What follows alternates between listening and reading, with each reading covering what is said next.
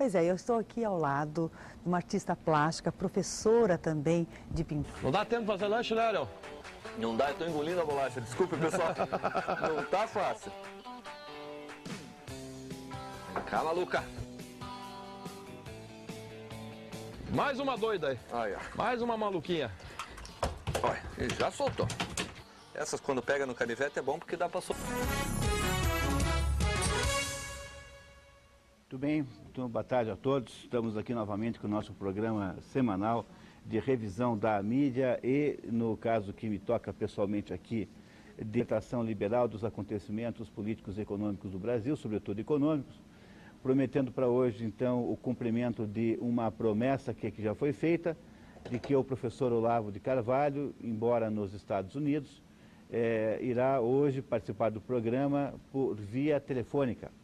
É o primeiro passo de uma escalada tecnológica para conseguirmos aí mais para frente uma maneira qualquer, uma metodologia qualquer que permita que o professor Olavo de Carvalho esteja conosco aqui, como quase estivesse aqui sentado nesta mesa conosco.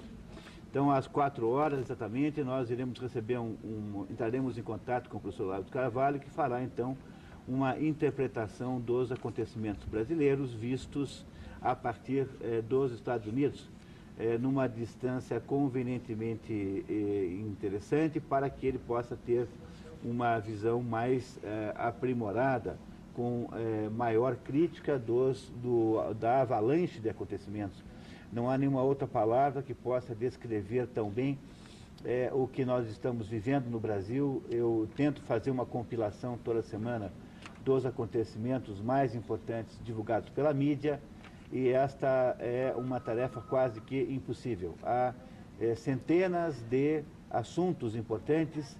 Eu queria fazer apenas aqui um apanhado rápido, a título de recapitulação, de alguns acontecimentos que marcaram a semana ligados a esta crise institucional que o Brasil vive. A semana começou com a apreensão de mais ou menos 10 milhões de reais de um grupo de pastores da Igreja Universal, capitaneados por um deputado, pastor e deputado. Apreensão esta que aparentemente não tem ligação com os outros escândalos. Então, em nenhum momento conseguiu-se levantar, ou a mídia levantou qualquer possibilidade de que o transporte clandestino daquele dinheiro, que aliás já havia sido feito em outra ocasião por outro pastor, possa ter ligação com o dito mensalão, ou seja, com a corrupção perpetrada pelo atual governo junto à sua base dita parlamentar de apoio. Esse assunto merecerá talvez um outro dia, uma outra conversa, tendo em vista que ele lida com o problema dessas igrejas aí, que às vezes se parecem mais com verdadeiros caças-níqueis do que com igrejas, mas esse é um assunto diferente, de outra natureza, vamos conversar sobre ele outro dia. No que diz respeito exclusivamente ao escândalo em voga, o tal do publicitário Valério apresentou-se à justiça dizendo que caso fosse dada a ele alguma garantia institucional, se alguma garantia de natureza jurídica, uma imunidade, ele iria colaborar com as autoridades e iria contar toda a verdade. Isso ainda não se está para decidir se será feito assim, mas já é mais um indício de que há mais gelo por baixo da ponta desse iceberg. Além disso, a própria Polícia Federal já desconfia a essa altura que aquela apreensão feita dos 400 mil reais, parte dentro das cuecas do assessor do ministro, do ex-presidente do PT, José Genuíno, seria apenas uma de diversas operações de transferência de dinheiro que diversas mulas do PT estariam fazendo para tirar o dinheiro da sede do partido e espalhá-lo pelo Brasil afora por meio de intermediários como esse que foi preso, que era justamente assessor lá do irmão do Genuíno, irmão esse que é alta autoridade do PT no estado do Ceará. Além disso, a mídia explorou imensamente o fato de que uma pequena empresa que produz um produto ainda incipiente tenha sido abençoada com uma parceria, uma sociedade com a Telemar, uma grande empresa do ramo de comunicações, e que esta empresa, então, teria entregue a esta pequena empresa uma quantia muito alta, de 5 milhões de reais, a título de sociedade. E aí, quando se descobre que esta firma pertence, entre outras pessoas, ao filho do presidente da República, então nasceu aí mais uma possibilidade de haver, nesta relação entre grandes empresas e o atual governo, uma espécie de conluio de interesses, que seria, no caso aqui, simbolizada por essa parceria mal explicada. Outra parceria mal explicada foi da empresa Multi-Action, que é uma empresa que pertence ao Marcos Valério e que teve um aumento gigantesco de faturamento esse com base em negócios ligados ao governo. Não por coincidência, a empresa gerenciada pela mulher de um assessor direto do ministro Gushiken. Além disso, ainda há uma outra possibilidade, a Polícia Federal também descobriu a possibilidade de que havia também um mensalão dos Correios, que uma parte da receita dos Correios seria também entregue a parlamentares apoiadores do PT. E esse mensalão seria coletado junto às grandes franquias dos Correios, que têm hoje uma participação muito grande na distribuição de algumas franquias, obviamente, não de todas, não é isso? Bom, além disso, existem ainda inúmeras outras coisas muito interessantes, sendo que a semana também foi cheia de denúncias de que havia aí uma participação direta de um desses dirigentes do PT nas concorrências não muito católicas para o transporte aéreo noturno feito pelos Correios com a firma chamada Skymaster, que até agora não conseguiu explicar por que é que com ela o acordo financeiro foi muito diferente do que se faz com as outras. Um fato extremamente novo é que um assessor do ministro José Dirceu, chamado Marcelo Sereno, foi denunciado por um sindicalista do próprio PT como sendo o organizador também de um processo de retirar dinheiro da Núcleos, que é o fundo de pensão das 3 estatais de energia do governo federal. Esse roubo está nos 2 jornais grandes de hoje, no Estado de São Paulo e na Folha de São Paulo, como sendo feito na base de o operador desse esquema comprar ativos desses fundos com um grande deságio e vendê-los pelo preço de mercado, então apropriando a diferença para si. Além disso, o presidente estadual do PT do Rio Grande do Sul também declarou que o PT trabalha com todo o tempo, sem nenhuma dúvida, com Caixa 2. E, além disso, fora essas que eu tive aqui a paciência de recolher e que estou aqui amolando os senhores com mais essa bombardeiro de más notícias, existe certamente aí mais uma vintena de notícias equivalentes que estão acontecendo com uma rapidez espantosa e como se o velho navio estivesse fazendo, então, água por todos os lados, como um velho motor que deixa sair vazamento de água por todas as mangueiras, como uma velha máquina que não tem mais solução.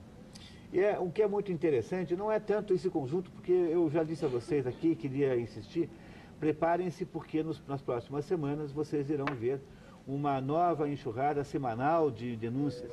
E as denúncias ficarão cada vez mais cabeludas na medida em que elas se aproximarem de 2 grandes focos de corrupção. O primeiro foco são as próprias estatais, os fundos de pensão das estatais, e o segundo é as verbas publicitárias, que até agora já chegam a alguma coisa com 1 bilhão e 500 milhões de reais, todas elas passando pelo ministério do ministro, ex-ministro, agora não mais, ministro ministro Luiz Gushiken. Ou seja, na medida em que se aprofundarem as denúncias, essas denúncias gerarão outras e assim, meio por um efeito dominó, o Brasil continuará estarrecido com a capacidade, com a sua incapacidade de ter percebido o quão era falso o conjunto de promessas e de aparências que estavam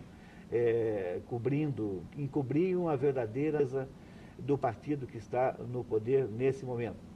E o que é interessante, no entanto, além das coisas em si, mas eu acho que há 2 ou 3 fatos que aconteceram na semana que são extremamente reveladores da situação verdadeira que nós estamos vivendo. E o primeiro deles é que O novo presidente do PT, ex-ministro da Educação, Tarso Genro, entrevistado pela Folha de São Paulo, declarou que o Brasil, caso fosse levar as denúncias muito adiante, correria o risco de ser colombizado. E o que ele quer dizer com colombização? Ele quer dizer o seguinte: ele diz que o Brasil, na hora em que perder o PT, na hora que o PT não estiver mais no poder, as classes baixas, as classes ditas pobres, elas ficariam sem a sua possibilidade de veiculação política.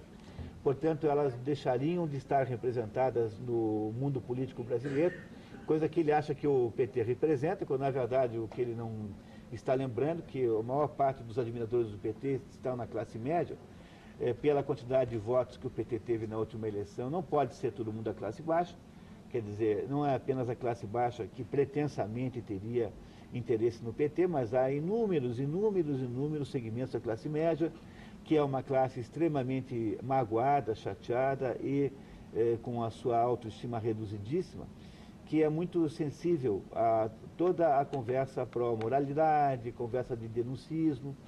Enfim, o ex-ministro, agora presidente do PT, Tarso Genro, faz uma ameaça ao país dizendo que o país pode virar uma bagunça política tipo Colômbia, caso o PT seja apeado do poder. Ele, obviamente, não está falando em impeachment, ele acho que está falando em qualquer circunstância. Ele deve estar imaginando que se o PT perder as próximas eleições, isso significaria um desastre, porque o Brasil seria colombizado, que é uma ameaça extraordinariamente grave. Ameaça a qual não se prestou muita atenção, por várias razões, talvez até porque não se leve o homem muito a sério, o dito cujo, mas sobretudo porque os brasileiros não são de levar as coisas muito a sério, de modo geral, não é da nossa índole fazer isso. No entanto, é preciso que nós prestemos atenção, que pode estar aí, finalmente sendo declarada e sendo comunicada ao Brasil a inconformidade do PT com os fatos que estão acontecendo. Veja, as contas que se faz hoje sobre as corrupções envolvidas no governo Collor e no governo PT já indicam que o governo PT já teria passado o governo Collor em quantidade de corrupção. No entanto, como os nossos jovens, os nossos velhos e jovens metidos a igualitários e a justiceiros ainda movimentaram nem 1 centímetro contra o atual presidente. Fosse um outro qualquer, certamente estariam aí nas ruas todos pintados, destilando ira e propondo, então, que a justiça seja feita de qualquer modo. Mas veja, o nosso presidente do PT atual, ele está apenas dizendo o seguinte para quem leu o jornal, para os brasileiros: nós não vamos entregar isso facilmente. E se nós formos derrotados pela democracia, nós iremos ter que optar por um outro caminho qualquer, e esse caminho qualquer é uma espécie de terapia do medo. O que será que acontecerá com o Brasil depois que as nossas forças revolucionárias, como por exemplo o movimento MST, não puder mais ser controlado por nós? Eu acho que nós brasileiros deveríamos prestar atenção nessas coisas, porque elas revelam a verdadeira característica e personalidade do partido que está hoje no poder. O segundo fato realmente notável da semana foi a tentativa do senhor Delúbio de encerrar o caso, propondo uma solução para o caso muito parecida com aquela que o presidente Collor apresentou no dia em que foi flagrado com um excesso de receitas. Vocês lembram que naquele momento inventou-se que teria havido uma operação de empréstimo no Uruguai, e esse empréstimo então teria sido transformado em ouro, e este ouro então teria sido transformado em reais, e foi assim que o presidente Collor tentou convencer os brasileiros de que não havia ali nenhuma corrupção. Pois o Delúbio apareceu com uma explicação igual a essa. O Delúbio declarou essa semana que ele fez tudo sozinho e que ninguém mais sabia, coisa muito improvável de ter acontecido, e que ele, Delúbio, ele manipulava para os benefícios do PT dinheiros de duas fontes. A primeira, do Caixa 2 da campanha, que ele admitiu plenamente existir. E, em segundo lugar, ele manipulava dinheiros que tinham origem em empréstimos feitos pelo Marcos Valério para o PT. Com isso, o Delúbio imagina que ele tenha retirado do quadro político duas grandes acusações. Primeiro, com essa explicação, ele imagina que o PT não usou o dinheiro de operações escusas do governo, ou seja, não houve corrupção de contas do governo, coisa que indica que está completamente claro que houve. E segundo, não há mensalão nenhum. Quer dizer, todo o dinheiro que o Delúbio e o Marcos Valério manipulavam era para pagar dívidas de campanha da última eleição e das anteriores. Ou seja, tudo isso foi feito para pagar o dono da gráfica e o sujeito da serigrafia que pintou a camiseta escrito qualquer coisa lá em favor do PT. Reparem que a estratégia de diversão, no sentido técnico, né, do assunto central, ou seja, a estratégia de evitar a realidade dos verdadeiros fatos, é muito parecido com aquele do presidente Collor no final do seu mandato, aliás, crise que gerou o seu impeachment.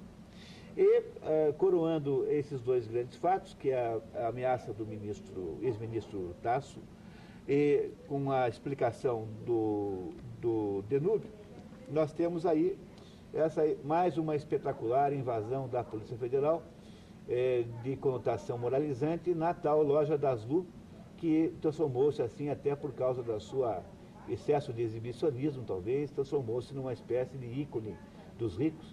Então é ali mais ou menos que todas as pessoas que se queiram vingar deles irão focar as suas pontarias. E a tal da Daslu foi então invadida por 250 policiais armados para prender uma mulher desarmada e mais uns 2, 3 contadores, a título de que essa gente havia então feito lá uma sonegação fiscal muito grande.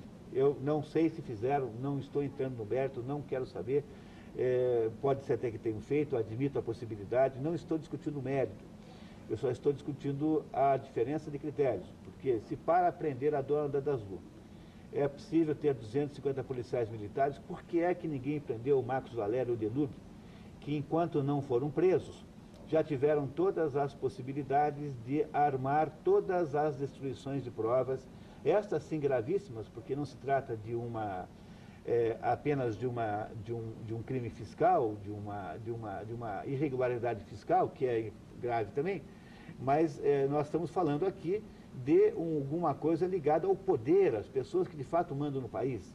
Ou seja, a Polícia Federal e os promotores e os procuradores do Ministério Público, que tão zelosamente cuidaram de perseguir a dona a empresa lá dos ricos lá, por mero espírito de demonstração, isso é que fazem os governos totalitários.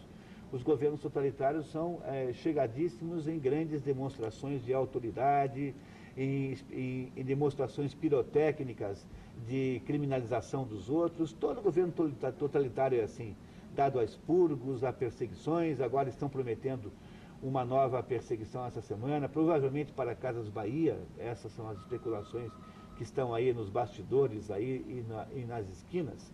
Ou seja, é melhor perseguir os empresários do que deixar os políticos do PT serem perseguidos.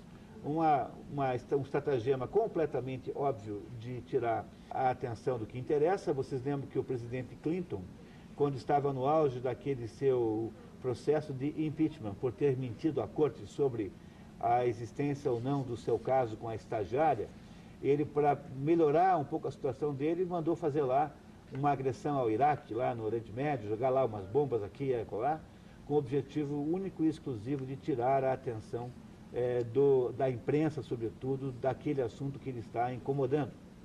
Pois esse assunto da Daslu é tipicamente isso. Foram perseguir a moça, quando, na verdade, quem tinha que ter sido preso era o Delúbio e o Valério. Por quê? Porque esses dois aí tinham acesso às provas. Tanto é assim que um determinado cavaleiro, que havia sido agente penitenciário, foi encontrado clandestinamente, essa semana, na periferia de Belo Horizonte, queimando toda a contabilidade das empresas do Valério, da DNA e da outra lá. Ou seja, percebam que o fato de que não se deu para Valério e para Delúbio e para os outros dirigentes do PT o mesmo tratamento cruel que se deu a esta loja lá em São Paulo, deu tempo para que eles fizessem o quê?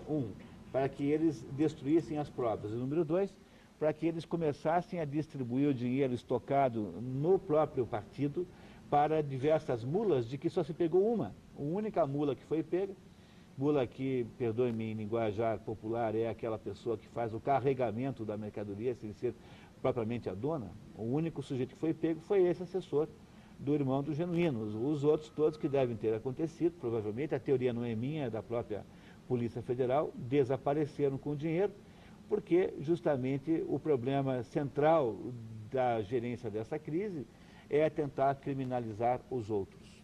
Então eu queria dizer a vocês que há no desenrolar da semana uma série de inúmeros sintomas sombrios de que talvez esta crise não vá ser tão importante, ou melhor, ela não vá representar o benefício que podia representar para o Brasil, porque as reações naturais do governo, ou seja, para tentar defender o indefensável, o governo irá produzir uma série de ações cada vez mais persecutórias dos outros.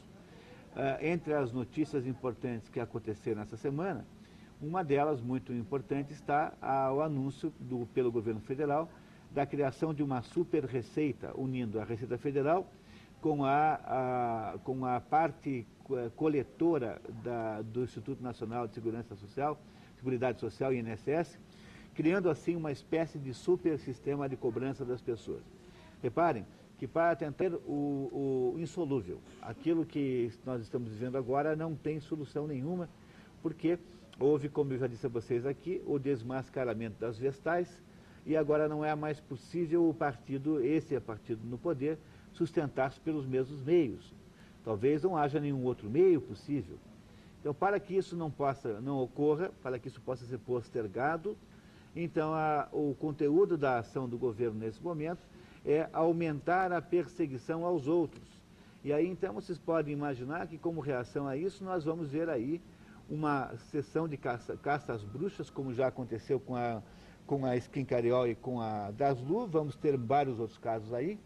Vamos continuar vendo a Polícia Federal transformar suspeitos em culpados, isso até mesmo com apoio, por exemplo, da Associação dos Magistrados do Brasil, cujo presidente declarou apoio enfático a isso, ou seja, até com mesmo uma concordância de uma parte boa da justiça, que deveria ser imparcial e deveria cuidar e preservar que nós tivéssemos fundamentalmente uma aplicação de critérios soberanos de justiça no país e não se alinhar politicamente ao Estado, coisa que está acontecendo agora. Nada mais nada menos do que mais um sintoma de aumento de totalitarismo. Um dos sintomas mais importantes do aumento do totalitarismo é quando todos os poderes são associados. Não sei se os senhores também sabem, mas hoje na imprensa, ontem, se não me engano, um determinado membro do Partido Progressista, PP, imagino que seja progressista, entregou à CPI uma lista dos 22 parlamentares do PP que recebiam o mensalão, e entre eles está o seu Severino Cavalcante, o presidente da Câmara. Então, aí vocês mais ou menos imaginam que terror e que pesadelo totalitário o Brasil está se transformando. Veja, o governo é todo ele revolucionário totalitário. O governo criou 10 mil cargos a mais de confiança para colocar 10 mil militantes, cujo único objetivo existencial é fazer a revolução. Eles dizem para você que é fazer o bem dos outros, mas no fundo o que eles querem fazer é a revolução para continuar mantendo o poder que tem e as benesses econômicas desse poder. Aí você tem a Associação dos Magistrados do Brasil, quer dizer, aquilo que não é nem o Poder Judiciário, é uma entidade independente dos poderes, portanto também do Judiciário. A Associação dos Magistrados diz que não há nada de estranho no que está acontecendo agora e que o que se fez com a Daslu é completamente normal e não teve nenhuma espécie de conotação política. E ainda por cima, o presidente da Câmara é pago pelo Poder Executivo com o mensalão. Quer dizer, o que é que resta? A essência do sistema é que o cidadão perseguido por um desses três poderes sempre pode correr e pedir ajuda para o outro, ou para qualquer um dos outros dois. Então, se o governo me persegue, eu vou dizer para o meu deputado que o governo está me perseguindo, ele vai fazer uma CPI, ou vai tentar produzir uma CPI para investigar a perseguição do governo contra mim. Se o governo me persegue, eu vou a um juiz e digo assim, seu juiz, olha, estou sendo perseguido, por favor, faça alguma coisa, mandem parar de me perseguir. E assim por diante. Quer dizer, a ideia da divisão dos poderes é que o cidadão sempre pode se refugiar em um deles ao sentir-se perseguido. Pois o totalitarismo pressupõe que todos os poderes são uma coisa só. Ou seja, na hora em que todos são uma coisa só, então nós criamos uma sociedade completamente e totalmente autoritária, porque não é mais o autoritarismo que tinham os militares. Os militares nos amolavam e nós não queríamos mais que eles governassem o país, porque eles eram autoritários do mesmo modo que uma pessoa de idade é autoritária, do mesmo modo que os adolescentes pensam que os seus pais são autoritários quando não querem que eles passem 3 dias numa rave consumindo drogas. Então, um adolescente, ao ser proibido de fazer isso ou aquilo, acha que o pai e a mãe é autoritário. Os militares eram autoritários nesse sentido conosco. Agora, essa gente não é autoritária, ela é uma gente totalitária. A ideia fundamental aí é produzir uma sociedade sem possibilidade de diversidade política, uma sociedade monolítica em que todos os poderes estão concentrados numa espécie de único mecanismo central e eles só se manifestam conforme as suas especificidades operacionais, mas na prática eles são completamente equivalentes. Então, em alguns minutos nós vamos chamar o professor Olavo de Carvalho, que vai nos dar a sua visão sobre esses assuntos, fazer a visão aí com a devida distância dos assuntos que nós estamos aqui tratando, mas eu queria, sobretudo, dizer a vocês que se alguma expressão poderia ser aplicada ao esforço que se faz nesse programa aqui para conversar com os brasileiros que nos assistem, é que nós precisamos absolutamente lutar para que nós possamos impedir que essas práticas e preceitos e conceitos e mentalidade totalitária consiga tomar conta do nosso país, da nossa sociedade. Marisa. Muitas perguntas aqui já, Munir. Inclusive, o Neuri mandou aí um comentário dizendo que está sendo dito com muita clareza e isso não costuma acontecer nos principais meios de comunicação. Obrigada pela sua participação, Neuri. E o Silvonei, que entendi ele, Silvonei Guaíra, ele disse que não vejo você defender o povo e as elites. Por quê? Ah, meu Deus, eu estou defendendo a elite, a elite no Brasil é quem está aí no poder. Quer dizer, pode haver maior elite do que um grupo de pessoas, 20 mil militantes que têm um dinheiro à sua disposição, que é alguma coisa, não é 40 e poucos %, porque isso é a carga tributária total, né? Mas certamente é 20 e algumas coisas por cento do dinheiro dos brasileiros. Haverá maior elite do que essa, que se acha no direito de fazer o que bem entende, apesar de tudo. Ou seja, o que acontece na cabeça desses militantes do PT é que eles se consideram uma elite tão extraordinária, tão acima do bem e do mal, que eles acham que... Você não percebeu uma coisa impressionante? Veja, a ingenuidade com que eles têm promovido esses roubos é tão extraordinária, me lembra um filme havia um filme italiano, cujo nome agora eu acho que é uma pessoa acima de qualquer suspeita, que é a história de um comissário de polícia que comete um crime e ele sai investigando o próprio crime que ele mesmo cometeu. Aí o problema é que ele fica o tempo todo dizendo para as pessoas que estão em volta, aqueles policiais, ele fica o tempo todo dando sugestões claras de que ele é o verdadeiro criminoso, mas as pessoas não acreditam. Então o Brasil esteve nessa situação até há alguns dias, porque é preciso que vocês saibam que essas denúncias contra o PT não são novas, mas o problema é que não havia um clima de prestar atenção, quer dizer, os brasileiros não prestavam atenção. O que nós temos aqui hoje? Nós temos uma elite política que acha-se aí no poder para sempre. Eles acreditam que eles têm uma espécie de direito sagrado de roubar os outros. Eles acham que é uma espécie de direito moral, mais ou menos como o Bush faz, e achar que ele tem o direito de invadir qualquer país e matar quem ele quiser em nome de uma pretensa religiosidade que ele se diz portador. Quer dizer, essa gente que está aí no poder acha que pelo fato de eles serem voltados para boas ações na conversa e no discurso, eles não têm que prestar contas, eles podem pegar o dinheiro que eles bem entenderem, que o Estado pertence a eles e que eles farão aquilo que eles acharem necessário, porque todos esses meios estão completamente autorizados pelos fins e os fins, nesse caso aí, estão autorizados pelos meios também, porque no fundo, o que eles querem é emprego e poder. Haverá elite mais poderosa do que essa?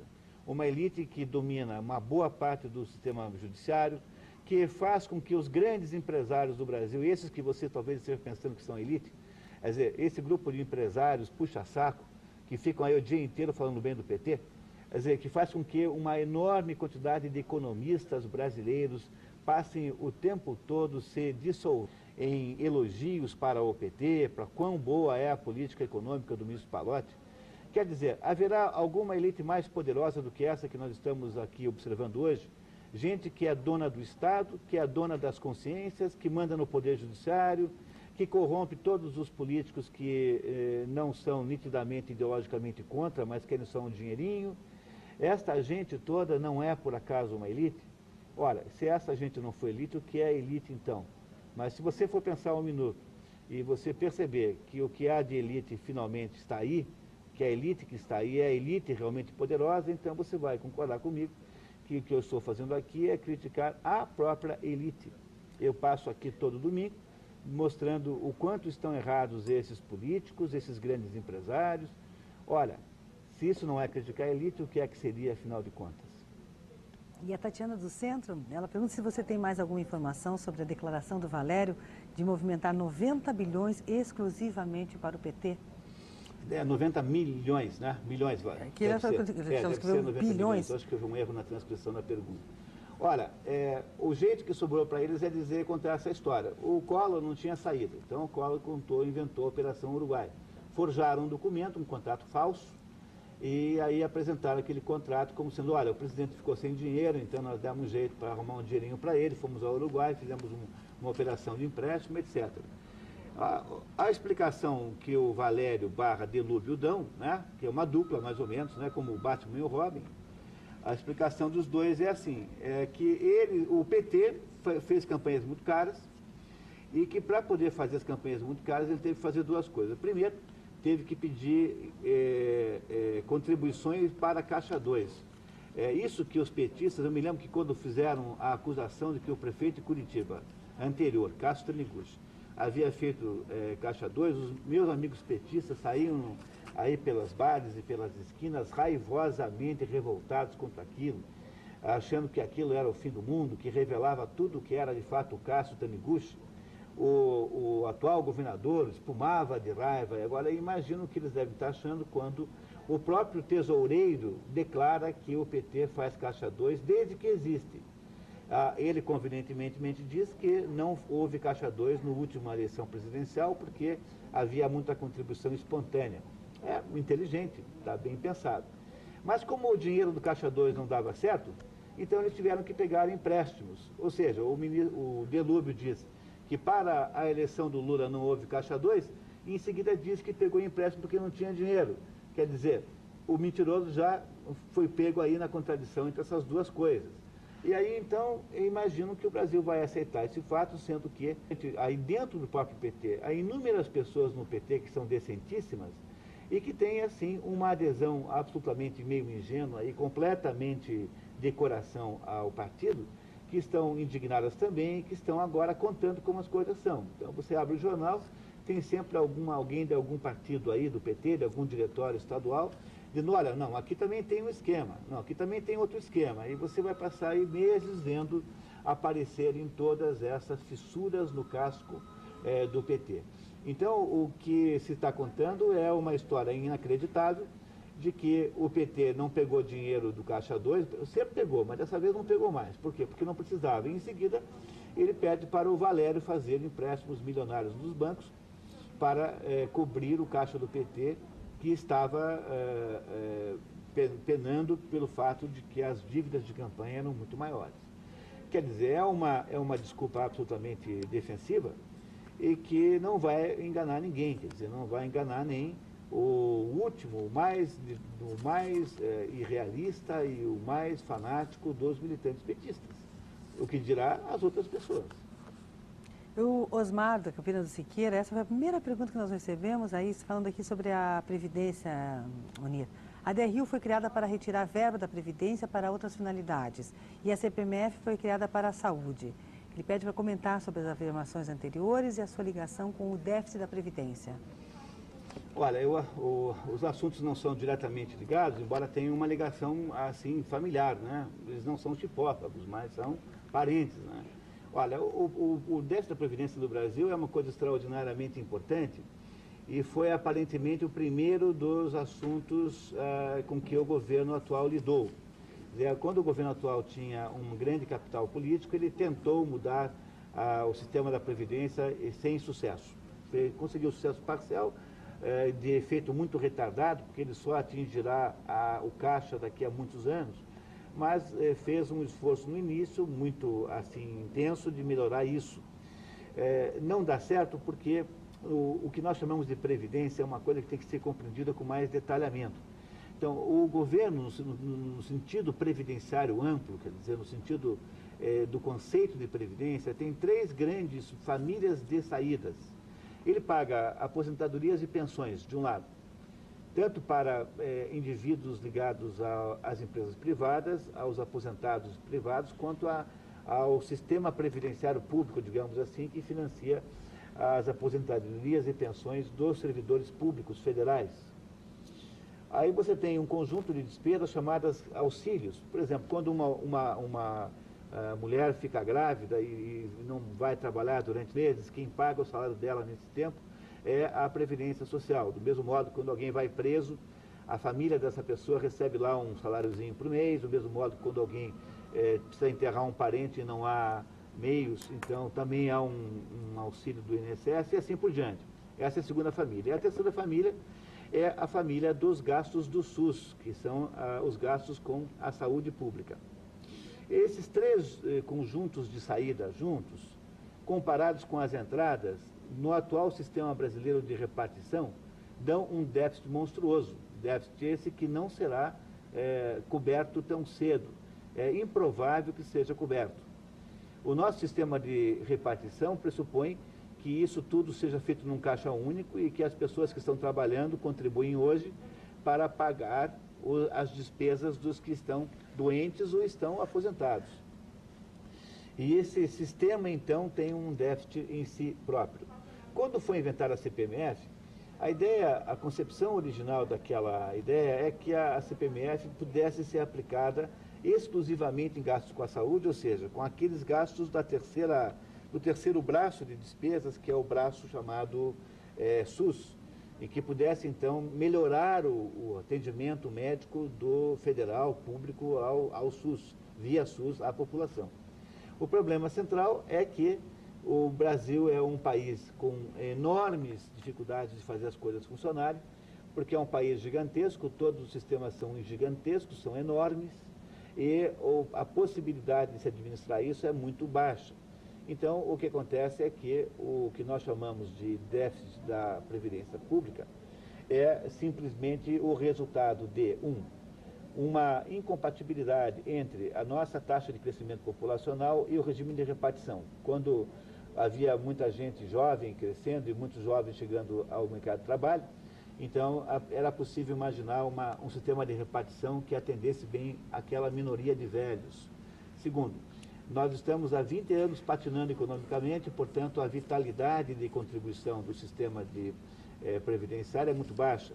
Então, não é possível, com esse desemprego crônico que nós temos aqui, ter uma quantidade de entradas muito grande. Terceiro, o sistema é de uma desadministração extraordinária. Se você for se você passasse tudo isso para qualquer empresa privada, mesmo uma medianamente competente, ela descobriria milhões de pessoas recebendo pensão indevidamente, receberia inúmeras fraudes, faria uma limpeza nisso de um tamanho gigantesco. Então, o que é que faz, qual é o resultado disso tudo? Em vez da gente admitir que nós precisaríamos mudar o nosso sistema previdenciário e não ficar mais nesse sistema que tem hoje, mas no sistema de capitalização individual, em que cada pessoa tem o dinheiro que contribui capitalizado numa conta que só é acessível depois de uma certa idade, depois da aposentadoria, e fazer o que desce com o que ficou para trás, o governo fará, ao contrário, um esforço gigantesco agora de aumentar a receita, esforço esse que vai se transformar numa espécie de efeito CPMF, porque a CPMF era para a saúde, não é mais, ela é provisória e agora é permanente, e não há a menor auditoria sobre como se gasta esse dinheiro. Ou seja, o governo acaba sempre descobrindo que é muito mais fácil jogar a conta para você. Então, tentaram fazer isso no governo do PT, quando houve aquele ganho de causa dos aposentados para haver lá um reajuste X lá sobre as suas pensões, e a reação do governo foi imaginar aumentar a contribuição previdenciária dos patrões. Isso foi barrado pela opinião pública, não foi possível fazer, mas eles certamente devem estar agora maquinando um modo de fazer isso, não nesse governo, não porque não há mais possibilidade política de fazê-lo, mas no próximo governo. Eles imaginando, obviamente, que continuarão no próximo governo, produzir aí uma modificação no sistema de cobrança da contribuição previdenciária, tirando a cobrança da folha de pagamento e colocando-a no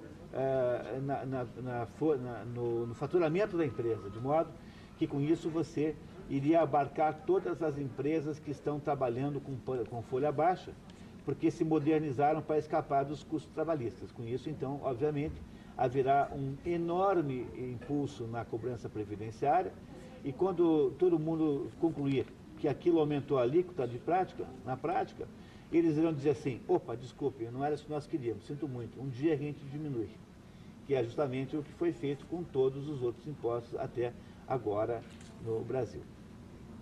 Continuando então aqui, Munir, o Carlos de São Paulo, ele pergunta o que você acha de ter pessoas do PSDB, PSL e PMDB envolvidas no mensalão? Olha, até agora, aparentemente, o grosso do mensalão são os partidos da base aliada. Agora, o fato de que esses outros partidos, tipicamente, teoricamente de oposição, também estarem envolvidos com alguma coisa assim, não me surpreende nem um pouco. Acho completamente natural. Não acho que haja nenhuma espécie de surpresa. Nós não devemos nos surpreender com isso. É muito provável que nesses partidos haja uma menor densidade da prática. Devem talvez ter outras práticas erradas que eu não sei. Eu não vim aqui para inocentar ninguém. Eu não sou de partido nenhum. Não tenho simpatia nenhuma por esses partidos que você mencionou. Não acho que exista no Brasil um partido com decência suficiente para ser completamente honesto e ter uma postura completamente honesta em relação aos assuntos brasileiros. Eu acho que é tudo muito covarde, e esses covardes todos ficam se escondendo atrás de coisas como, por exemplo, temos de manter a governabilidade, então não podemos tocar no presidente. Ora, o que é isso? Quer dizer, hoje eu vindo aqui para o programa, estou ouvindo uma entrevista na CBN com alguém dizendo que o problema do PT agora é como recuperar a sua imagem, como se fosse alguma coisa que tivesse acontecido assim. Você estragou o seu carro raspando num pilar dentro do estacionamento na garagem da sua casa, e o seu problema agora é arrumar uma pintura para aquilo. Quer dizer, são assuntos muito graves. E como é que nós vamos dar a esse assunto um jeito assim de brincadeira, de marketing? Quer dizer, eu não acho que haja nenhum partido merecedor de respeito total no Brasil, com toda a sinceridade, e acho que, diante desses partidos títulos de oposição, certamente podem estar envolvidos também, mas não devem estar envolvidos com a mesma intensidade, porque isso não faria sentido dentro do jogo situação-oposição. Olha, o PT, obviamente, que protege mais os seus amigos, aqueles que votam com eles, e não o contrário. Então, não acho surpreendente, e tampouco acho que isso nós deveríamos ter sonhado com essa possibilidade. Eles também têm ficha muito ruim no cartório de distribuição aí da vida política, não tenha dúvida disso. E o André da Boa Vista, ele pergunta se no tempo que o FHC esteve no poder, também não foi um período totalitário. Foi, e nós temos dito aqui, eu tenho insistido que esse processo de totalitarismo começou com o FHC. A diferença é que, enquanto o PT é um totalitário meio desengonçado, o FHC e a sua equipe, né, é de um totalitarismo muito mais sutil. Quer dizer, o PT e o PSDB são mais ou menos a mesma coisa. A partitura que eles tocam é igual, só que o FHC toca com quarteto de cordas e o PT toca com um conjunto de samba de roda, sei lá, o que for. Né? E aí, então, o que acontece é uma diferença de estilos, mas o totalitarismo no Brasil começou a ficar muito mais forte no governo do FHC. Imagine vocês quando que um milico daqueles, quando que um brutamonte daqueles no governo militar iria imaginar ter o direito de botar um computador para ficar investigando a vida financeira de todas as pessoas no Brasil. Isso é alguma coisa que não passaria nem pela cabeça do Médici. Quer dizer, o Médici podia ter lá uma atitude autoritária e fazer barbaridades eventualmente, menos talvez do que lhe atribuam, mas mesmo assim não era um sujeito pacífico, não era um sujeito vegetariano, era carnívoro, mas não passava pela cabeça dos militares brasileiros um grau de controle orwelliano, tipo 1984, tipo Big Brother, como passa naturalmente pela cabeça do Fernando Henrique Cardoso e do Lula. Só que no governo Fernando Henrique Cardoso você tinha, obviamente, um teor de agressividade totalitária muito menor do que tem hoje. Mas é ali que começou. Na verdade, um é continuação do outro. Se você perguntar para Olavo de Carvalho o que ele pensa, ele vai dizer assim, olha, é a mesma coisa. É assim, enquanto o povo se chateia com um, o outro aparece como salvador e toma o poder. Aí quando esse que se chateia com esse, vai o outro. A ideia que o professor Olavo de Carvalho tem dito aqui no programa é que o PSDB e o PT são, na verdade, a mesma coisa, há apenas uma espécie de escolha falsa entre os dois, para que não pareça que um é inimigo do outro. Parecendo que um é inimigo do outro, então há uma escolha, na verdade, falsa entre um e outro. Mas você tem toda a razão. O totalitarismo conceitual como filosofia de existência social começa no governo FHC. Agora, a participação do Osneiro Beraba, Munir, ele disse, por que não se fala da corrupção que acontece nos outros partidos diferentes do PT? Concordo com a opinião do outro telespectador que disse que o Munir está somente a favor da elite. Assim o programa está perdendo qualidade. Ah, meu Deus. Então, como será que eu vou fazer? Eu acho que vou ter que bater em alguém do PT publicamente para parecer que eu sou contra ele. Já que eu aqui, via televisiva, não pareço estar chateado suficientemente com eles. Quer dizer, olha, deixa eu contar uma coisa para você. Olha, era um bom momento de você desembarcar de uma bobagem, de uma ilusão que devem ter ensinado para você na universidade, por aí. O que você pensa que é elite, o que você pensa que manda no mundo, você acha que quem manda no mundo são os endinheirados. Os brasileiros acham isso de modo geral. Que quem manda no mundo são os endinheirados. E essa gente faz uma espécie de conspiração para botar lá o Lula, parecer que não são eles, e que eles continuam cuidando daquelas cordinhas da marionete. Pois saiba que você está completamente iludido. Quem manda nas coisas, na última análise, são aqueles formadores de opinião.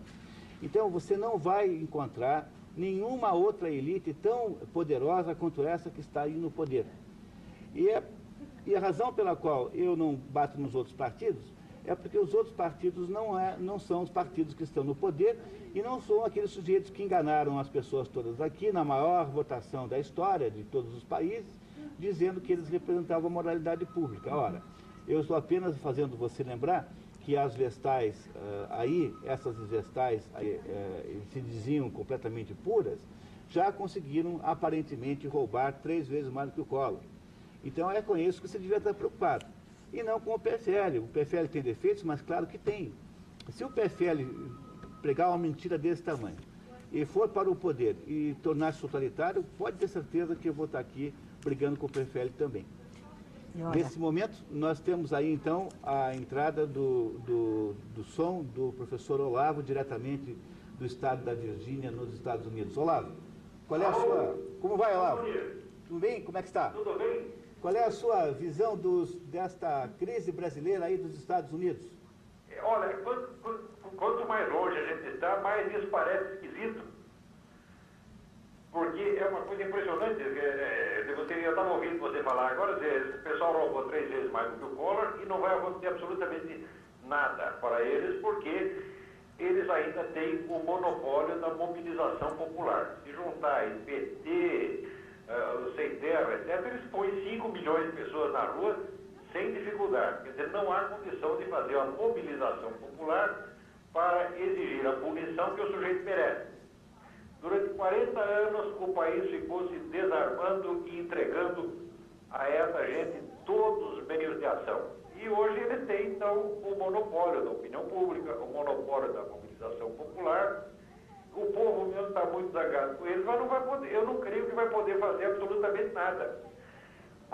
Vista a coisa aqui dos Estados Unidos, onde aqui tem realmente disputa política, você tem realmente um certo equilíbrio de força entre a direita e a esquerda, a coisa parece tão esquisita que dá a impressão que o Brasil virou um hospício, porque aí você não tem a luta política verdadeira. O que você tem, é até gente dentro da própria esquerda que está irritado com a roubalheira petista e quer estar denunciando e tentando tirar vantagem, como esse pessoal do PSOL, por exemplo. Então, tudo está sendo dirigido agora para fazer a nação renovar a aposta na esquerda. Então, como não deu para esconder, no começo todo mundo tentou propor os quentes esconder. Não deu para esconder, então você passa para o plano B. Qual é o plano B? O plano B é uma parte mesmo da esquerda tomar a iniciativa de denunciar e atacar para fazer o gerenciamento de danos e tirar vantagem da própria perda. Então, sacrifica-se o Lula, acusando o Lula, então, agora de ter passado para a direita, de ter se corrompido porque se aproximou da direita, joga-se o Lula fora e a esquerda, que é a culpada de tudo, que foi a autora de tudo isso, a esquerda que produziu o Lula, que produziu o PT, que produziu essa situação toda, acaba ganhando com a denúncia dos seus próprios crimes.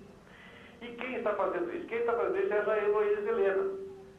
Então, agora vai parecer assim, aquele investimento moral que fizeram no PT, que, vamos dizer, encobriu o PT, vamos dizer, com essa aura de partido ético, né? O partido angélico, agora essa aura vai ser transferida para o PSOL, da dona Heloísa Helena. Ora, o que é o PSOL? O PSOL é o partido que tem, entre os seus líderes, tem um sujeito chamado Achille Lolo, que é um terrorista italiano, um sujeito condenado por homicídio na Itália. De maneira que o PSOL é tão ruim quanto o PT, ou até pior. Mas no Brasil tudo está dirigido para que, tudo está canalizado para que o que quer que aconteça seja sempre em vantagem da ideologia esquerdista. Você vê, uma coisa significativa é a diferença de tratamento que se dá aos corruptos. Se o sujeito é de direita, ou se é um sujeito ideologicamente vazio, mas para fins de propaganda pode ser rotulado como direitista, então ele é atacado por todos os lados e que associa o seu crime à sua ideologia. Quer dizer, o sujeito roubou porque é direitista, que é conservador do ladrão. Agora, se é um esquerdista que rouba, então tem que ser apresentado da maneira contrária.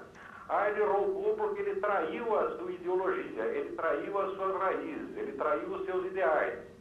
De maneira que o ideal esquerdista fica colocado como se fosse o máximo padrão de moralidade concebível. De maneira que saia ganhando, mesmo quando o esquerdista rouba, mesmo quando ele delinque, mesmo quando ele está fora da lei.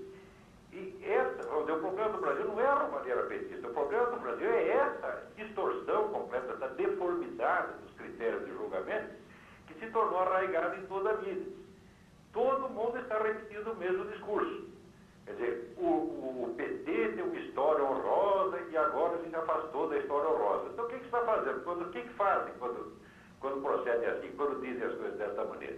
Estão salvando a imagem da raiz esquerdista do PT. A raiz esquerdista é saudável, é boa, etc, etc. E se houve roubalheira porque as pessoas abandonaram os seus lindos ideais socialistas. Ora, o PT já foi denunciado em 1997 por um dos seus fundadores, dirigente, o Paulo de Tarso Venceslau, que já naquela época, numa entrevista ao Jornal da Tarde, publicada no dia 26 de maio de 97, denunciou todo o esquema da roubalheira petista já naquela época, isso aí 8 anos atrás. Durante a gestão Olívio Dutra, houve tanta roubalheira, tanta safadeza no Rio Grande do Sul, que formaram um processo de impeachment contra o governador, no qual processo ele só se salvou, por quê? Porque as denúncias eram em tão grande número que a Assembleia Legislativa não coordenar de averiguá-las antes de terminar o mandato do desgraçado. Ainda durante a gestão Olívio Dutra, não sei se vocês se lembram, daquela demolição, que é destruição do relógio comemorativo dos 500 anos de descoberta do Brasil. A televisão mostrava um monte de arruaceiros ali destruindo, né, o monumento. Ora, naquele mesmo vídeo são identificáveis entre os arruaceiros vários oficiais do gabinete do seu Olívio Dutra. Então, o resultado, foi o Olívio Dutra mesmo que mandou destruir o relógio. Quer dizer, quando o governador chega a esse ponto, é claro que tem que ter o impeachment, mas não foi possível fazer o impeachment porque o número de acusações era excessivo. Então, houve tanto tempo para investigar aquilo que terminou o mandato antes do sujeito ser botado de lá para fora a pontapés como merecia. Mas aí, para completar a história, como é possível o pessoal acreditar nessa história que o PT tem um passado honroso, se de todos os partidos que existem, todos os partidos, alguma vez teve algum caso de corrupção, mas o PT tem um diferencial. O PT é o único partido que teve o seu nome envolvido em caso de homicídio, que foi esse caso do Celso Daniel, no qual morreu não somente a vítima, mas em seguida morreram 6 testemunhas. Nenhum outro partido foi mencionado, teve envolvido num processo desse tipo, o qual até hoje não está esclarecido. Quer dizer, como é que você pode dizer que é história honrosa? A história do PT é uma história horrível, é uma história vergonhosa, é uma história que avilta o país. A origem do PT já é comprometedora. O PT, você não pode esquecer que esse seu Lula, esse camarada, foi o fundador e presidente do Foro de São Paulo, junto com o Fidel Castro.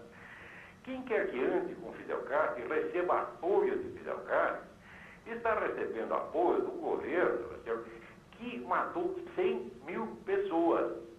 Quer dizer, o governo de Cuba saiu recentemente, o chamado Livro Negro da Revolução Cubana, foi publicado agora, um estudo que levou 20 anos para completar, um negócio seríssimo, tão sério quanto o Livro Negro do Comunismo, publicado na França.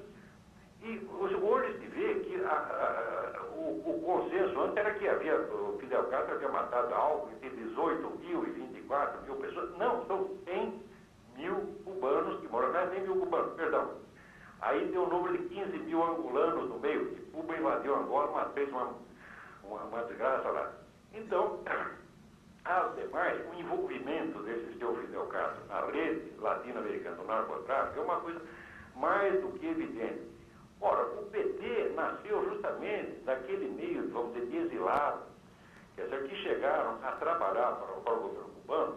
O seu José Dirceu é um agente pago do governo cubano, ele disse que se aposentou. É mentira, ele trabalha com gente que ocupou o governo cubano até hoje. É impossível o sujeito trabalhar com o serviço secreto comunista e depois sair. Isso não existe, isso é mentira desse sujeito. Ele é um agente de Cuba até hoje, ele é que tem que provar que não é. Porque a afirmativa é tão absurda que ninguém pode aceitá-la assim, pelo valor nominal. Eu era agente secreto, me aposentei e fui para casa. Como é isso? Nunca aconteceu na história. Esse José Dirceu é o primeiro. Como é que essa gente, que, vamos dizer, pela sua formação, pelo seu treinamento, antiterroristas, assaltantes de banco, cúmplices de Fidel Castro, agentes de Cuba, como é que essa gente pode fundar um partido de elevado padrão moral? É claro que não, isso é uma palestra, isso é uma mentira, isso é uma acusação sinistra. Né? Agora, a mídia inteira, incluindo Estadão, Globo, Folha de São Paulo, esse bando de canalhas mentirosos, querem impingir essa história de que o partido tem um passado honroso. Que nem quando foi possível esconder a roubalheira petista, e esconderam, fizeram tudo para abafar. Agora, quando não dá mais, então, plano B. Qual é o plano B? Se não dá mais para salvar a imagem do presente, vamos salvar a imagem do passado para poder resgatar alguma coisa que nos sirva para restaurar, vamos dizer, o prestígio da esquerda amanhã ou depois. Ou seja, isso é uma manipulação publicitária tão evidente, não dá para disfarçar. Isso se chama gerenciamento de danos. Quer dizer, por que o país inteiro? Quer dizer, quando o Collor foi acusado de coisas, crimes, delitos bem menores do que esse, a mídia unanimemente caiu de pau, sem tentar resgatar nada, sem falar de passado honroso, sem tentar salvar ideais, nem coisa nenhuma. Foi assim uma rasa quarteirão. Por que agora esse tratamento diferente para o Lula?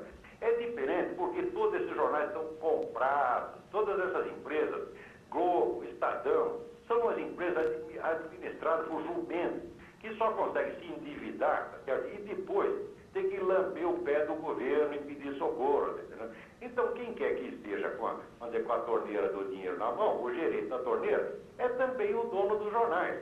Quando o Zé Dirceu, segundo o Roberto Jefferson, disse que no Globo mando eu, no Globo eu faço o que eu quero, ele disse a verdade. Tá certo? O Globo publicará o que eles quiserem. Ela tem só vamos dizer, um bando de puxa-saco, tá certo? Aquela gente toda que assinou um manifesto pró-Chaves, tá certo? Isso é uma vergonha. Quer dizer, esses jornais estão no posto do colete, tá certo?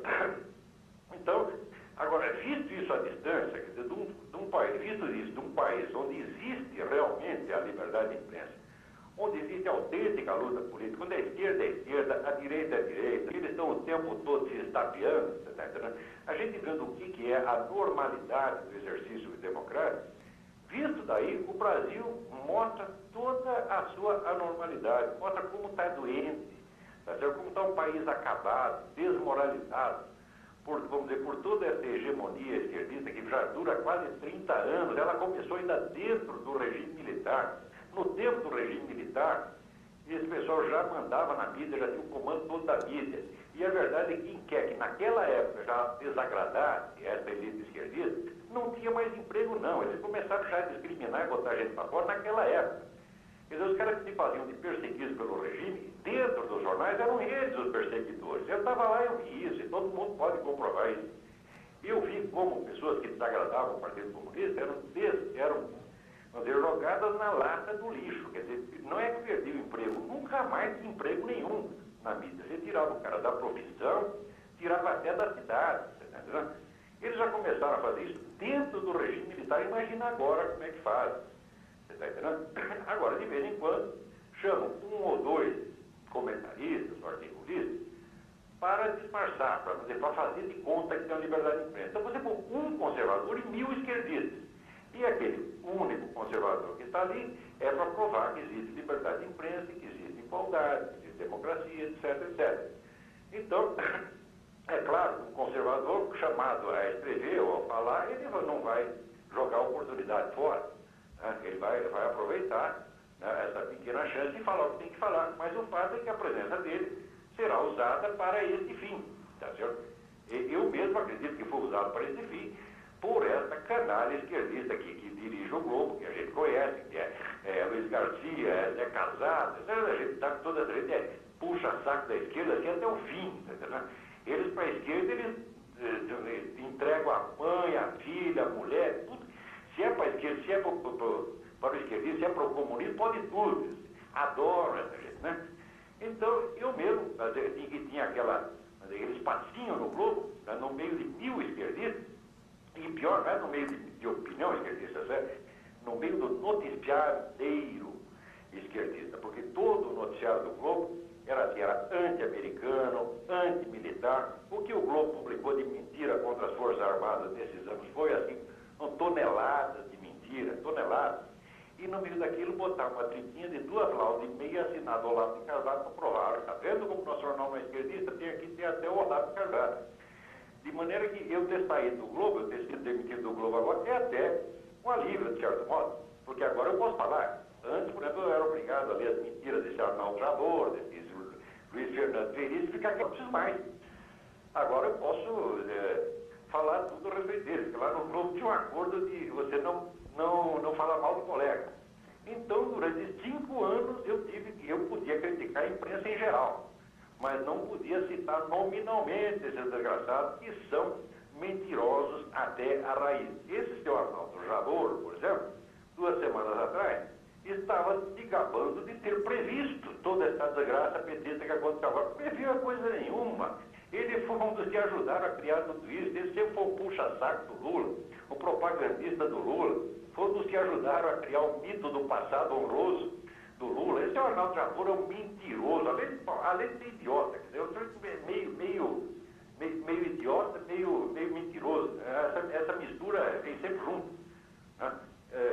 Eu não acredito muito nessa história do o sujeito é honesto, mas está está enganado. Olha, o sujeito honesto pode se enganar uma vez, duas, mas não pode se enganar sempre. O cara que se engana sempre é porque tem a mente torta. Então não é honesto coisíssima nenhuma. Então, a situação brasileira, vista daqui dos Estados Unidos, vista daí de dentro, ela já é dolorosa, deprimente, mas vista daqui é absolutamente monstruosa. Porque você vê, aqui, por exemplo, a gente sabe que os grandes jornais, a maioria dos grandes jornais é pró-esquerda, tá certo? Mas as estações de rádio, a maioria são pró-conservadoras, então dá um certo equilíbrio, você está entendendo? Quer dizer, no bate-boca, o que um escreve, o outro fala, as coisas mais ou menos se equilibram, tá certo? Então, aqui tem o confronto autêntico. Quem é conservador é conservador. Ora, o que é um conservador? O conservador é o senhor que acredita no livre, não é só no livre mercado. Ele acredita no livre mercado, acredita na moral judaico-cristã, tá certo? Ele acredita no valor da família tradicional, essa coisa toda. Então, isso compõe um conjunto que se chama um conservador. Isso é a verdadeira direita. Tá certo? A verdadeira direita é tipo Ronald Reagan, é o Winston Churchill, tá certo? Agora, no Brasil, isso está proibido. Tá certo? Então, você admite, por exemplo, na mídia brasileira, a gente vê que eles admitem até que o sujeito defenda o livre mercado, contanto que ele se abstenha de duas coisas. Primeiro, você pode falar bem do livre mercado, mostrar que o livre mercado é conhecido, mas você não pode falar mal do comunismo. Segundo, você pode falar bem do capitalismo só do ponto de vista econômico. Você não pode alegar em favor dele valores morais, religiosos, filosóficos, isso não. E terceiro, de vez em quando você pode até falar um pouquinho de mal do comunismo com uma condição, que você fale dele no passado, que você não o associe a nada do que está acontecendo agora. Então, chegamos ao absurdo que até você chamar o Fidel Castro é considerado uma falta de educação. Então, isso quer dizer, a mídia brasileira, ela está sob severíssima autocensura, severíssima, gravíssima. A mídia brasileira é de uma uniformidade verdadeiramente soviética. Vista aqui dos Estados Unidos, onde dentro você tem o verdadeiro pluralismo aqui, a coisa parece, assim, a aparência que a coisa assume é monstruosa. Eu, enquanto estava aí no Brasil, eu sabia que era anormal, mas eu mesmo não sentia o tamanho do problema. Agora, visto daqui, te garanto que olha, é o caso de dizer, o Brasil está liquidado. Um país que consente ser humilhado, roubado, manipulado durante 30, 40 anos por essa curriola esquerdista. E ainda, quando descobre que são ladrões, ainda é obrigado a dizer que o passado deles foi honroso, e isso é porque o país se aviltou até o fim. Tá certo? O Brasil já deu tudo que tinha que dar, tá entendendo? Já deu o traseiro e o resto, já entregou tudo. Sabe, o Brasil virou assim, aqui nem aquela mulher que primeiro encontrou o sujeito transando com a prostituta, depois encontrou transando com a melhor amiga dela, depois encontrou transando com a vizinha, depois encontrou transando com a empregada, você está entendendo? Agora o sujeito está transando com a empregada na cama do casal. E a mulher já está completamente desmoralizada, ela não tem mais força para reclamar, você está entendendo? O cara pode tudo, ele é o dono do pedaço. E essa turma do PT, é assim, eles são muito cínicos, você está entendendo? É preciso entender de uma vez por todas, o problema com essas pessoas não é uma divergência ideológica política, é uma divergência de ordem moral, porque são pessoas imorais, cínicas, criminosas, manipuladoras, muito piores do que 1 milhão de PCs Farias. O povo só está sabendo um pedacinho, tá certo? Pior é que a hora que se revelar a coisa em toda a sua extensão, será tarde para reagir. Então, visto daqui, a gente vê que o Brasil está muito mais grave do que o pessoal mesmo aí está percebendo. Agora, aqui nos Estados Unidos, é claro que também tem coisas graves. A coisa mais grave da semana foi um discurso de um general chinês dizendo que se os Estados Unidos insistirem em defender Taiwan contra a ameaça de invasão